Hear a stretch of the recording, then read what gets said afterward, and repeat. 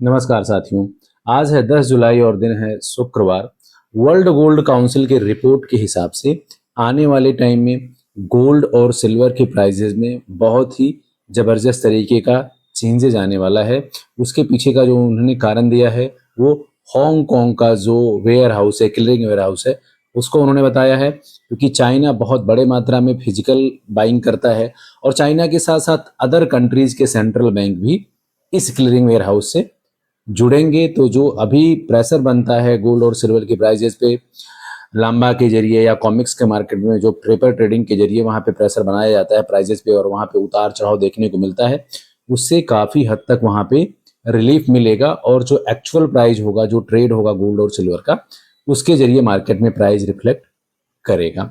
साथ के साथ पोलैंड ने 82 टन गोल्ड बाय किया है और पोलैंड के सेंट्रल बैंक ने कहा है कि ये उनका स्ट्रेटेजिक बाइंग है आने वाले टाइम के लिए और बड़ा इन्वेस्टमेंट है। तो जिस तरह से दुनिया भर के तमाम सेंट्रल बैंक गोल्ड बाय कर रहे हैं, उसके हिसाब से प्राइजेज में तेजी नहीं देखा जा रहा है और उसके पीछे का एक ही कारण है, जो कॉमिक्स मार्केट में पेपर के जरिए ट्रेडिंग देखा जाता है। एक तरह से आप उसको स्पेकुलेटिव मार्केट भी बोल सकते हो, एक तरह से सट्टा और जुआ का जो बाजार वहाँ पे चल रहा है, उस पर आने वाले टाइम में कंट्रोल होगा।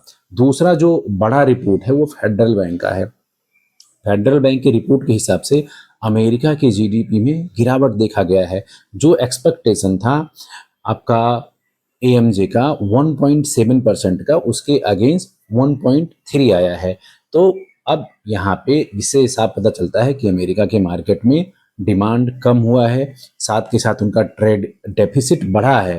ट्रेड डेफिसिट तब बढ़ता है जब कोई कंट्री एक्सपोर्ट ज़्यादा करता है और इम्पोर्ट कम करता है। तो दुनिया भर के जो तमाम देशों का यहाँ पे ट्रस्ट हटा है अमेरिका के हिसाब से, उसके बाद उनको ऑर्डर कम मिले हैं, उनका एक्सपोर्ट गिरा है, इंपोर्ट बढ़ा है। साथ के साथ कल शाम को वहाँ पे बहुत बड़ा चेंजेस देखने को मिला।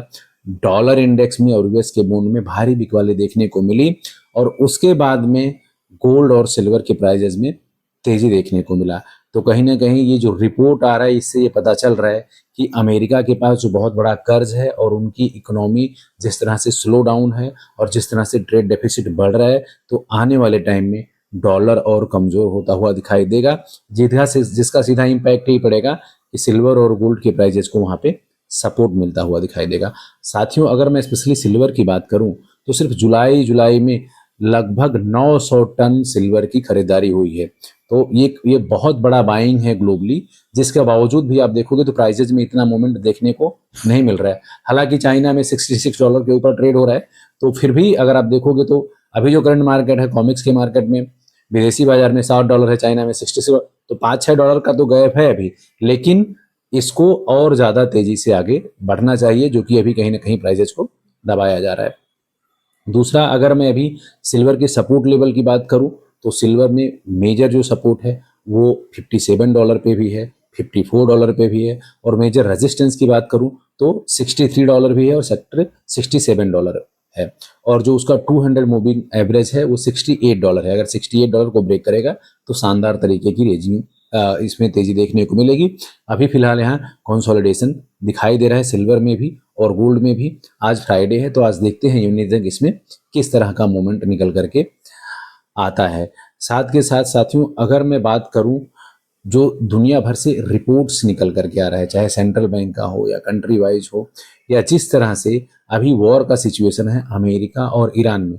ट्रंप का आज से 24 घंटे पहले स्टेटमेंट था कि वो दोबारा अटैक करेंगे, क्योंकि ईरान से तमाम न्यूज़ निकल करके आ रहा है कि ईरान कहीं ना कहीं ट्रंप को मरवाना चाहता है। ऐसा ऑफिशियली भी तमाम न्यूज़पेपर में पब्लिश हुआ। उसके बाद में ट्रंप ने फिर से अटैक किया ईरान के ऊपर और वहाँ से इक्विटी, सिल्वर, गोल्ड, सब चीज़ के प्राइजेस में ज़बरदस्त तरीके का गिरावट आया। क्रूड ऑयल में वहाँ पे जंप देखने को मिला, क्रूड ऑयल की प्राइस में।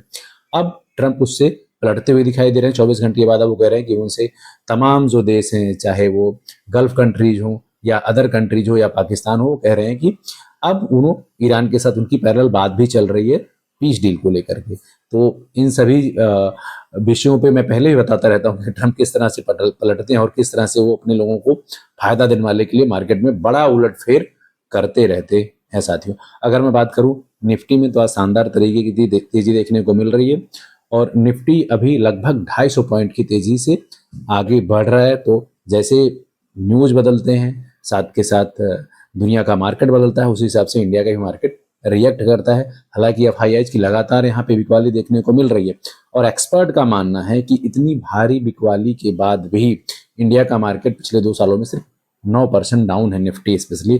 तो आने वाले 3 से 5 साल में जो बड़े एक्सपर्ट हैं या बड़े लीडिंग इंस्टीट्यूशन है, उनका मानना है इंडिया के निफ्टी में एटलीस्ट 14 से लेकर के 20% की तेजी देखने को मिल सकती है।